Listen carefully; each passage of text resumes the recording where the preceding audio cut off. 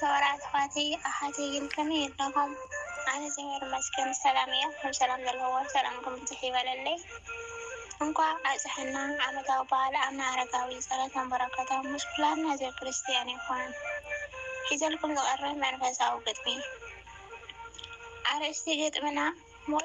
ሞት ዘይጠዓሙ ሞት ዘይጠዓመ ቅዱስ አረጋዊ አፍቂሩ ንጉይታ ገዳማዊ ጸበሉ ጸሎቱ ድውያን ዘህዊ በዓል ቃል ኪዳን ዝኾነ ሰማያዊ በዓል ቃል ኪዳን ዝኾነ ሰማያዊ ሓያል በዓል እምነት ተኣምራዊ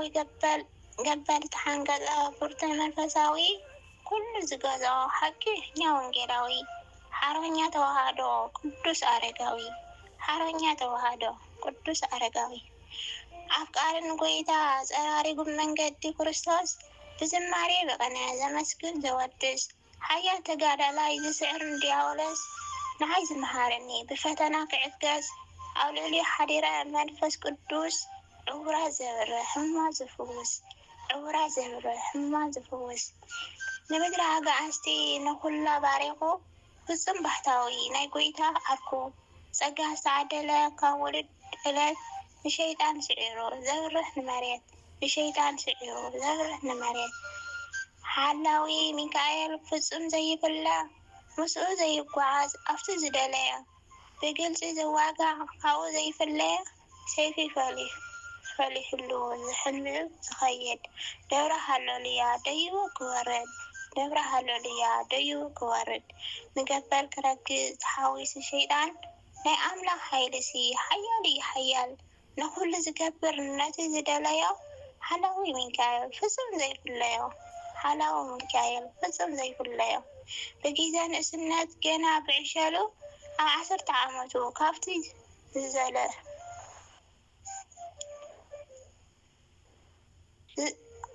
ዝዘለለሉ ንዓለም ጸሪኡ ኣምላኹ መሪፁ ለሚካኤል ህፃን ክምንኩስ ወፅኡ ለሚካኤል ህፃን ንክምንኩስ ወፅኡ ከቢድ ነገር እዩ ከመይ ትኽእሎ ኩሉ ትዛረቦ ኣብቲ ገዳም ዘሎ ንዓይ ይኽእለኒ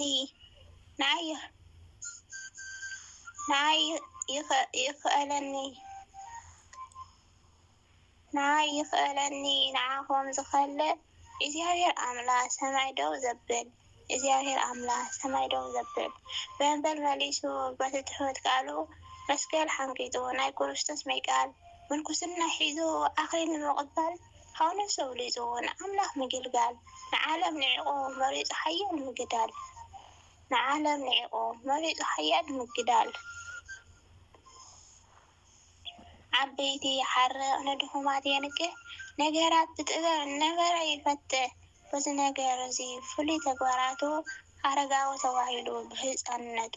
ፍሉይ ጸጋ ነይርዎ ክስዕር ጸላቱ ፍሉይ ጸጋ ነይርዎ ክስዕር ጸላቱ መስቀል ኣልዒሉ ጎይታ ዝፈቐዶ ኣረጋዊ ዓሪቑ ሰብ ናብ ዝኸዶ ከም ወይኒ ብዙሕ ቃል ኣምላኽ ዝፈቲ ፍረ ብመንፈሱ ከም ወይኒ በዝሒ ቃል ኣምላኽ ዝፈቱ ፍረ ብመንፈስ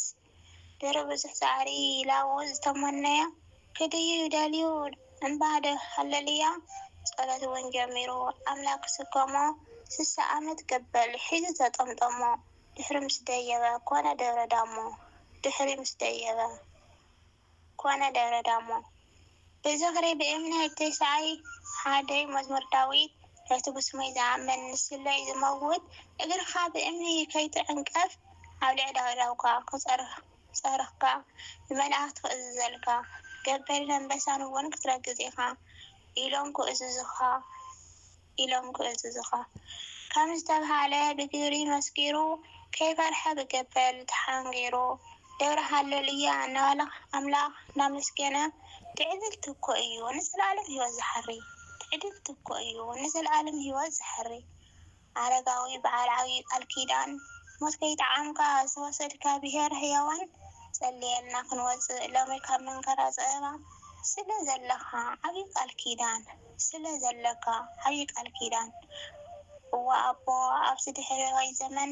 ክትመጽእ ክሰብኽ ንመእመን ንሓሳዊ መሲሕ ክትቃወም ብወንጌል ኣብ እምነትና ክንጸንዕ ከይንብል ዘንበልበል ብሓይልና ዘይኮነ ብናትካ ቃል ኪዳን ብሓይልና ዘይኮነ ብናትካ ቃል ኪዳን ብንቕሓት ብትግሃን ተጋድሉ ፍጹም ብናቱ ግብሪ እውን ህዝቢ ተገሪሙ ኣብዚ ዓለም ከይዱ ሞት ከይጠዓመ ካብዚ ዓለም ከይዱ ሞት ከይጠዓመ ኣረጋዊ ኣብቲ ድሕሪ ዘመን ክገልፆ ክመፅእ ክሰብኽ ንመመን ኣብ እምነትና ክንጸንዕ ምእንቲ ክንድሕን ኣብ እምነትና ክንጸንዕ ምእንቲ ክንድሕን ናይ ጻድቅ ፀበል ዝገብር ዓሲ ጻዲቅ ይረክብ ይብለና። ናይ ኣምና ኣረጋዊ በረከቶም ጸሎቶም ኣይፈልየና ዘንጠፍዎ ዘውደርኩ ብኣፈ ቅዱስ ተመላእቲ ታርመለይ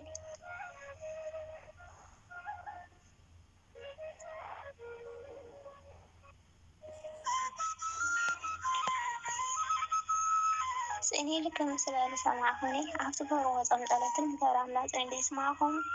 ያምና አረጋዊ ዘለናዮ ይሓልውና ጸሎቶም በረከቶም ኣይፈልየና ዘንጠፍዎ ዘምደርኩ ብኣፈ ቅዱስ መላእክቲ ታርመለይ